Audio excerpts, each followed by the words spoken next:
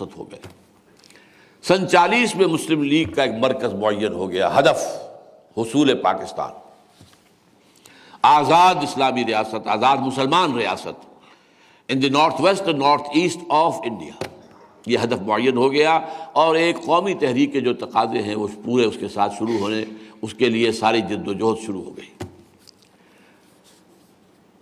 لیکن دوسری طرف جو دوسرا علامہ اقبال نے سور پھونکا تھا وہ میں گنوا چکا ہوں آپ کو، کہ وہ مختلف رنگ لاتا رہا تھا، چاہے وہ 1913 کی حزب اللہ تھی، یا پھر جماعت مجاہدین علی گڑھ تھی، یا یہ کہ اور جماعت المسلمین تھی خیری برادران کی، یا تحریک خاکسار تحریک تھی علامہ مشرقی کی۔ لیکن یہ کہ اس کے بعد فائنل ایک شکل ہمارے سامنے آتی ہے، 1941 میں مولانا مودودی سامنے آتے ہیں۔ تھوڑا سا پس منظر مولانا کا آپ کے سامنے رہنا چاہیے۔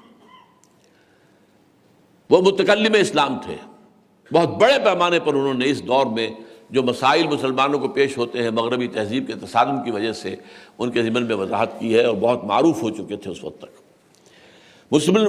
مسلمانوں کی علیحدہ جداگانہ قومیت پر ان کی پوری مکمل ایک کتاب تھی۔ گویا کہ اقبال نے جو بات فلسفیانہ انداز میں کی تھی 1930 کے خطبے میں، اس کو ایک فصیح اور سلیس زبان میں تفصیل کے ساتھ بیان کیا مولانا مودودی نے۔ یہی وجہ ہے کہ اگر قائد اعظم کو بلایا ہے لندن سے تو دکن سے بلایا ہے علامہ اقبال ہی نے مولانا مودودی کو۔ لیکن یہ کہ مولانا مودودی اس کے بعد مسلم لیگ سے مایوس ہو گیا کہ یہ خالص ایک قومی تحریک بن گئی ہے، اور اس کی قیادت بھی ایسے لوگوں کے ہاتھ میں آ گئی ہے کہ جن کے پاس دینی علم نہیں ہے۔ لہذا وہ سامنے آئے، 1941 میں انہوں نے جماعت اسلامی قائم کی۔ اس کا ہدف کیا رکھا؟ حکومت الہیہ کا قیام۔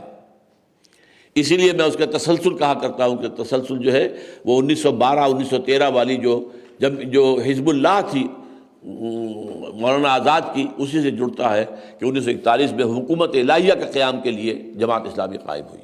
بعد میں اس کا عنوان بدل گیا اقامت دین، اللہ کے دین کو قائم کرنا۔ نمبر 2، اس کا مرکزی اصول کیا تھا؟ اس میں صرف وہ لوگ شامل ہوں جو پہلے اپنے وجود پر دین کو نافذ کریں، پھر آئیں میدان میں۔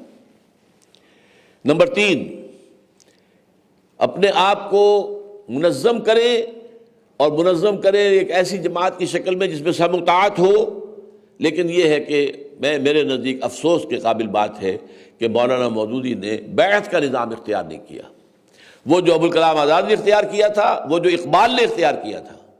لیکن یہ کہ مولانا نے جو بھی حالات ان کے تھے، یہ ایک علیحدہ مسئلہ ہوگا، وہ تو پھر مورخ کا کام ہے کہ وہ تاریخ کے جو ہے اوراق چھانے نکالے کیا وجہ ہوئی۔ نمبر 4، طریقہ کار میں 2 باتیں تو بالکل واضح تھیں کہ پہلے ذہنی اور فکری انقلاب لانا ہوگا۔ وہ ذہنی اور فکری انقلاب، لوگوں کے ذہن اور فکر میں تبدیلی آئے، ایمان پیدا ہو، یقین پیدا ہو، اسلام کے اوپر اعتماد پیدا ہو۔ پھر ان کے عمل میں تبدیلی آئے، عملی اور اخلاقی انقلاب، غلط اقوال اور غلط جو کردار ہے وہ جھڑ جائیں پتجھڑ کے پتوں کی طرح، اور ایک صحیح اسلامی کردار وجود میں آئے۔ اور پھر جو ہے خود بخود یہ جو ان کا کتابچہ ہے اسلامی حکومت کیسے قائم ہوتی ہے، 1940 میں یہ لیکچر دیا تھا اسٹریچی ہال علی گڑھ میں۔ پھر خود بخود جو ہے وہ ایک نظام بدل جاتا ہے، وہ خود بخود نہیں بدلا کرتا، اس میں ایک خلا تھا۔ اور اسی وجہ سے مولانا مودودی نے ایک تو جیسا کہ میں نے عرض کیا کہ وہ غلطی کی کہ بیعت کا نظام اختیار نہیں کیا، اور دوسرے یہ کہ وہ پھر انتخابات 1951 میں 1941 سے لے کر 1951 تک ایک خالص انقلابی اصولی اسلامی جماعت کا نقشہ تھا۔ لیکن اس کے بعد سن 51 میں پنجاب کے صوبائی الیکشن میں حصہ لے کر، اور گویا کہ وہ انہوں نے راستہ اپنا بدل دیا، اب ایک اسلام پسند قومی سیاسی جماعت بن گئی۔